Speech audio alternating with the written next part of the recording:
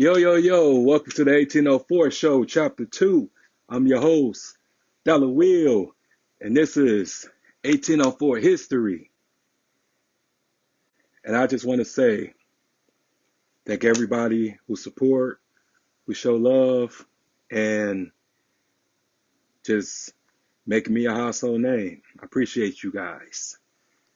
And before I start, just want to say, hit that like button, comment, subscribe to the channel, the 1804 show, chapter 2. And make sure that you go purchase Loner clothing because your boy over here is the brand ambassador for that. So make sure that you hit up AR Russell and he can give you one of these. But you got to pay for it though. Make sure y'all go support. He a newcomer, so make sure that you go support. He a good guy. I don't mess with good guys. Well, bad guys. I mess with good guys. Sorry, sorry, sorry. But make sure y'all go holler at him so y'all can get this nice apparel. But yeah, tonight I'm gonna be talking about the late great Marcus Garvey and his plan to send Black Americans back to Africa, which is a bunch of bullshit because we're not from Africa. If you're, consider yourself African American, you consider yourself black, then we already been here. We've been here thousands of years in this country. But a lot of people are gonna be mad. A lot of people are gonna take it the wrong way, like, oh, you a sellout, you this and that.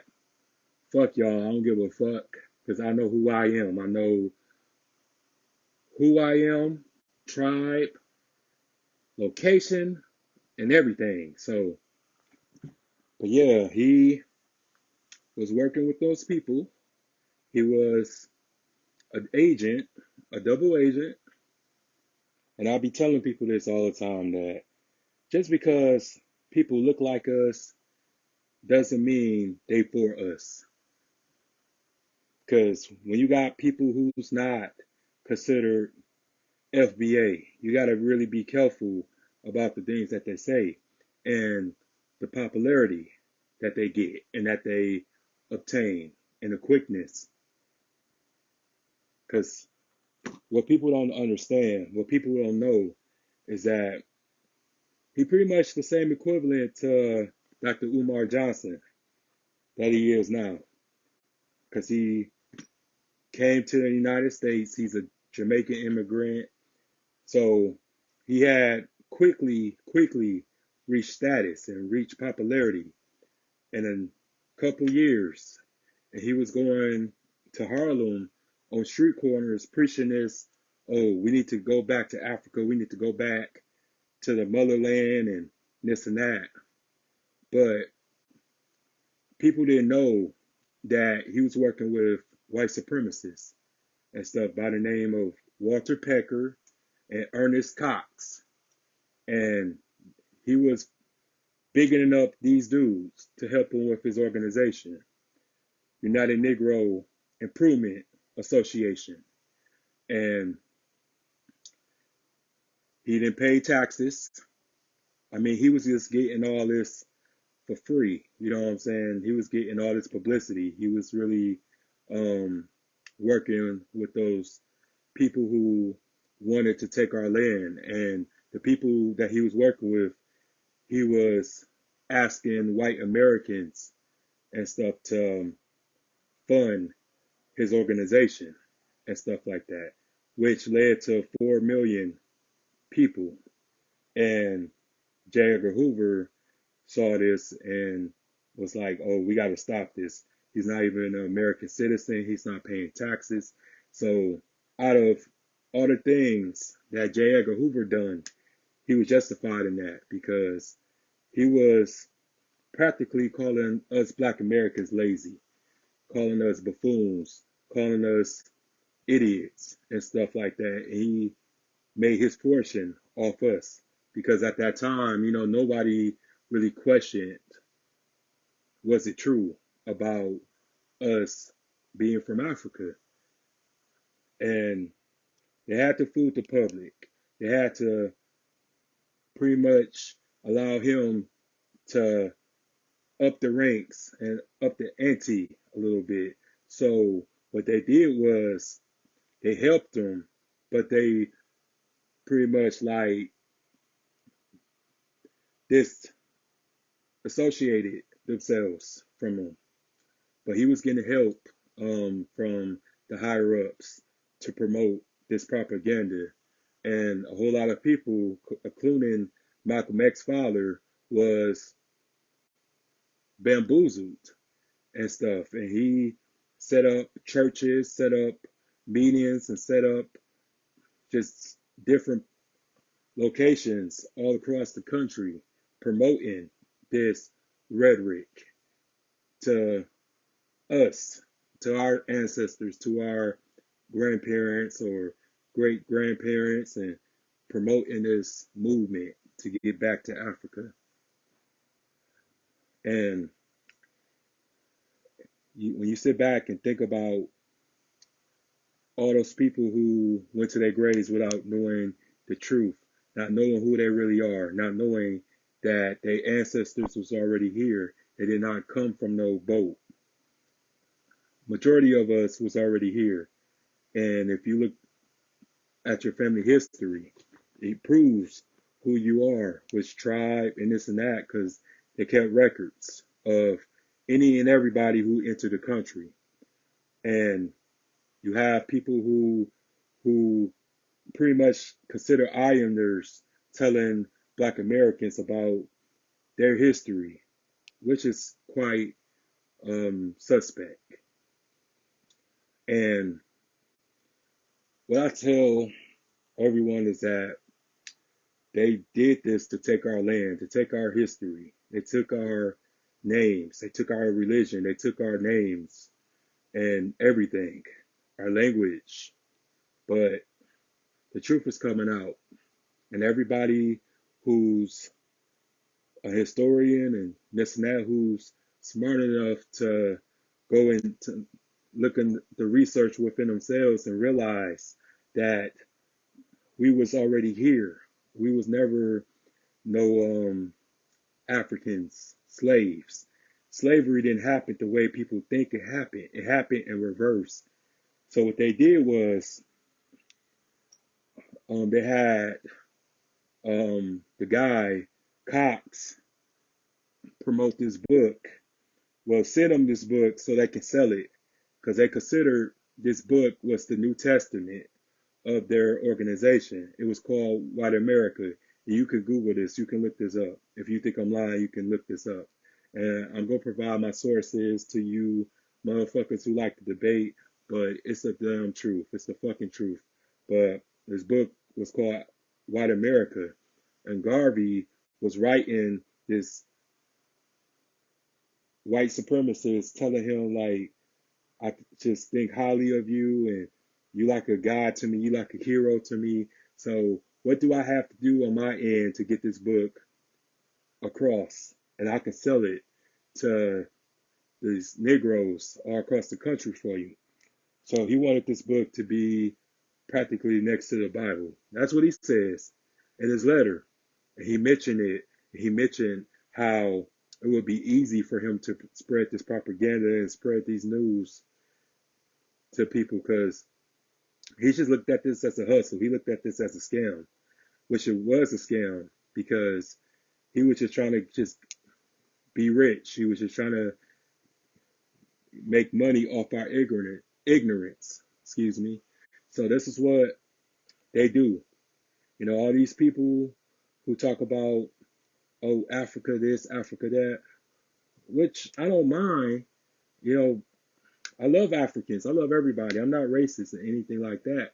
But the lie of Black people coming from a boat, and when I try to explain this, people just think I'm such a hater. Like, I hate my own kind. I hate my race. I speak in self-hate. No, it's just what the fuck it is. I am not, or my people did not come off a boat. A lot of us were prisoners of war, and a lot of us own slaves too. So when I try to convey that to people, because they've been so tricked and so fooled by this American education system, they don't want to go and look at things or read about things for themselves. Not saying that slavery didn't happen, but it didn't happen the way that we was taught in school. And he was practically a millionaire off this foolishness. And when he got sent to prison for income tax evasion, he had President Calvin Coolidge gave him a presidential pardon. He pardoned this man, and he escaped to England, where he died. Poor, he died alone, because it was a report that he was already dead, and that's what killed him. Because he woke up one morning and read a newspaper saying that he was already dead, and then that what killed him. But all I'm saying is that, we got to come together, people. The Alabama thing was cool.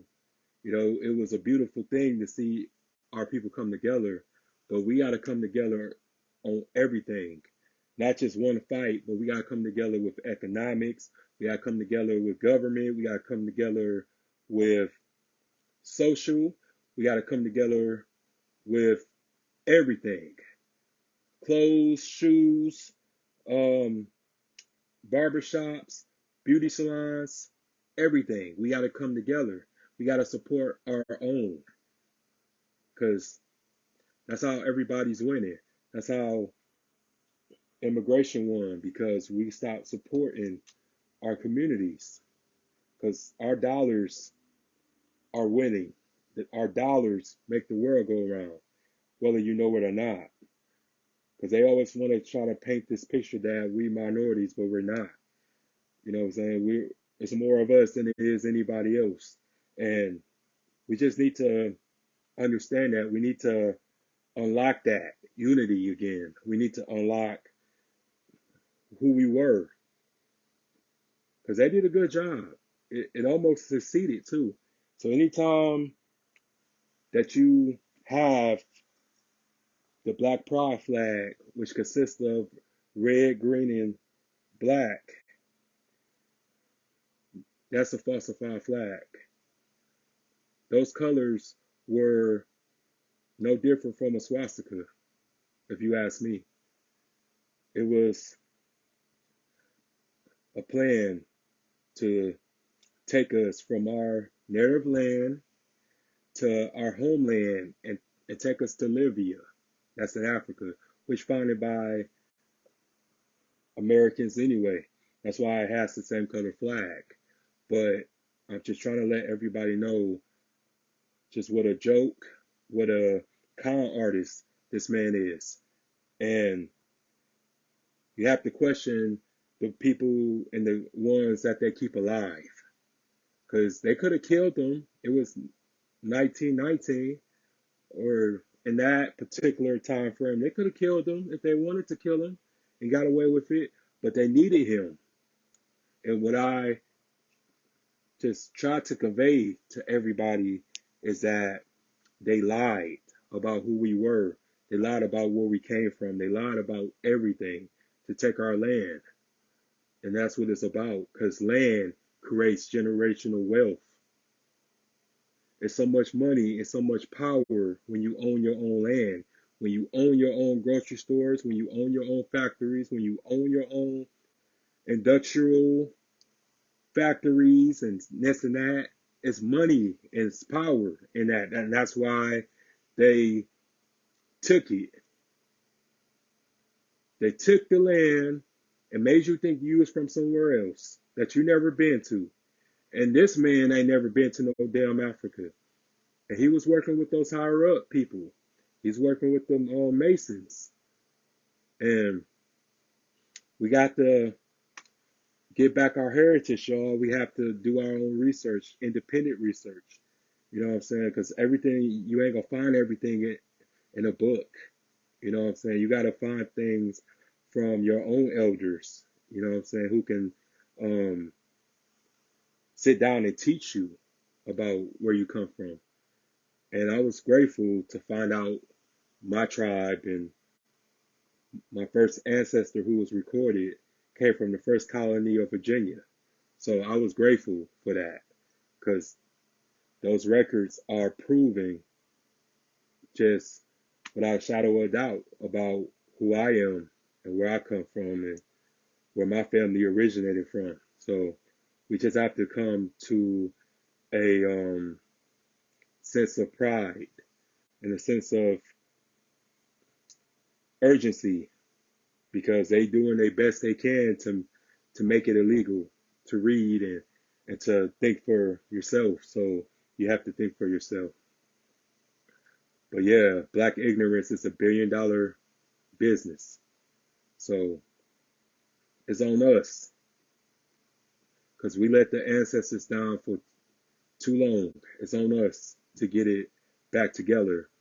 It's to make them proud and to make them grateful that somebody remembered them, somebody didn't forget about them, and somebody didn't fall into this foolishness, into this trap of, oh, I'm an African, and we're not Africans. Shoot, you could just look at your face, you could look at your lips, you could look at your nose. You know what I'm saying? We look like the Olmecs. We look like the Mayans. We look like the Aztecs. We look like those people. And they left us way too many clues for us to keep falling for this bullshit. They left us so many fucking clues. So I just suggest that we all come together on one accord and take back our country. But yeah, that's the end of this episode. I thank y'all for watching. Thank y'all for tuning in. Hit like, comment, subscribe. And oh yeah, shout out to Loner Clothing. Make sure that you get you a t-shirt. Everything will be in the description box if you're interested. And want to send a Cash App, $ the 1804 show. And I'm out. Have a good evening. Be safe. Peace.